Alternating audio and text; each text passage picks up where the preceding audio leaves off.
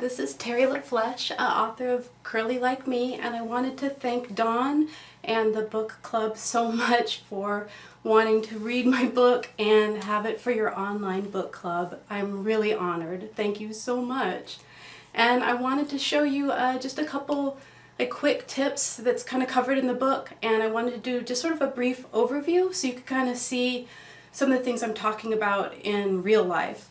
So the first thing is I wanted to kind of take my curls that are defined right now and kind of pull them apart and then put them back together again so you can kind of see what my process is. So I'm going to start with just a little bit of hair in the front, and I'm just going to finger comb it back this way. You can kind of see this is what it looks like when it's dry and it's been defined. So you can kind of see, you know, these are all the different defined curls. And so I'm actually going to take it apart so you can see what my hair looks like when it's not defined, because I know a lot of times it looks like, oh, well, her hair's really stringy. What on earth was her problem in the first place? So it's like I like to take my hair apart so you can kind of see what it looks like when I don't do all my techniques. So when I do my hair, I usually start at the bottom and I just kind of start pulling it apart from the bottom. I never divide it like a wishbone. So I'm just taking it and I'm just like holding it and like this, and then I just sort of pull it apart. So this is also good if you want to do sort of a big, the big hair look, which I really love that look. But for me, it only lasts a few hours and then my hair starts matting. So that's why I kind of developed this technique where I can have my hair down, but I don't have to worry about the mats. So I just keep taking apart these curls. And again, I'm just still holding at the bottom and sort of pulling it apart. And that's kind of how I have to do my whole head. Like if I wanted to kind of do the big look, I have to do this for pretty much my whole head. It takes a kind of a long time. So I'm just pulling it a little bit more apart just to get it nice and fuzzy so you can kind of start seeing what it looks like if I were just to say run a brush or a comb just right through it dry. It gets kind of big like this. And a few more curls, just there's enough to work with. And again, I'm still holding at the bottom. And a little bit more. You can kind of see them all coming apart. And one more. Kind of the last one right here. Just holding at the bottom still. Okay. So I think that's a pretty good idea of how fuzzy my hair can get. A little more of this curl here. Okay. So I didn't brush it or anything. This is just purely finger combing my hair. But I just wanted to give you an idea of what it looks like when it's totally taken apart. So you can see it's not as sort of smooth as it normally looks. I'm trying to think about like this piece of paper. I don't know if this helps at all, but if you can kind of see what it looks like when it's taken apart. This is just a small part of it, but okay, so the way I put it back together again is if you're washing it, you would wash it just at the roots and try and make sure not to tangle any of the rest of the hair. And then this is going to simulate the shower and washing it, so you just get it totally wet. I'm trying to spray the camera. So this is after washing it. It'll be wet like this. And then I use a nice slippery conditioner. This is one I've just recently discovered. I like Aussie Moist. I like the cheap conditioners, but I also like the Nourish and Moisturize, and I think there's a Shine and Moisturize that's pretty much exactly the same. And I use actually a pretty big amount. For just like this little bit of hair, I use about this amount.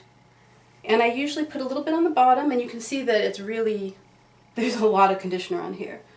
And I already have conditioner in my hair from the last time that I combed it, so this is actually extra conditioner. You can see that it's kind of, it's like splooping out everywhere. So I take my old trusty Denman, and I start at the bottom, and I get the tangles out, and I just kind of keep combing all the way. And then since my hair's already been combed, I can kind of start, I usually start like up here and get this ready. And I just sort of just keep combing down. You can still see how much conditioner I have in my hands and see all that gloppiness.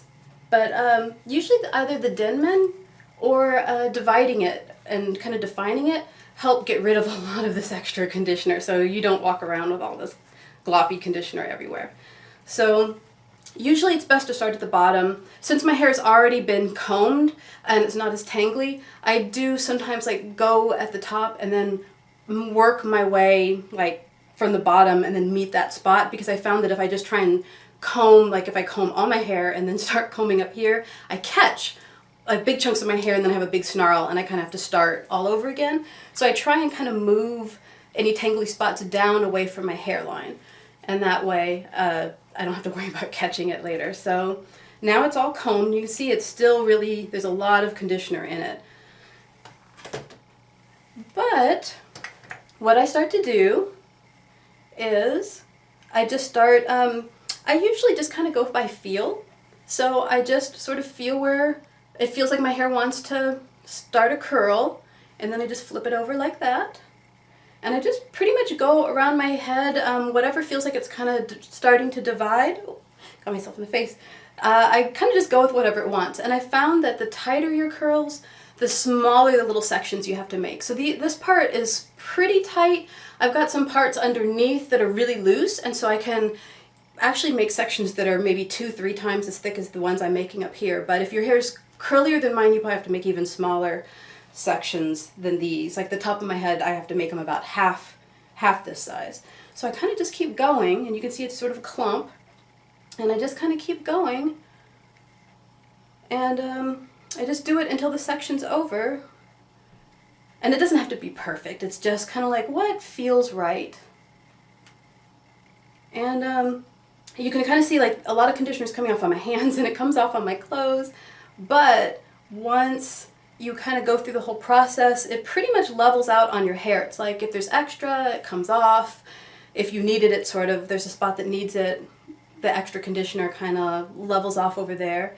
And I just kind of throw my hair off to the side. And when I'm really doing all my hair, I'll have like this part clipped back so I don't get it retangled.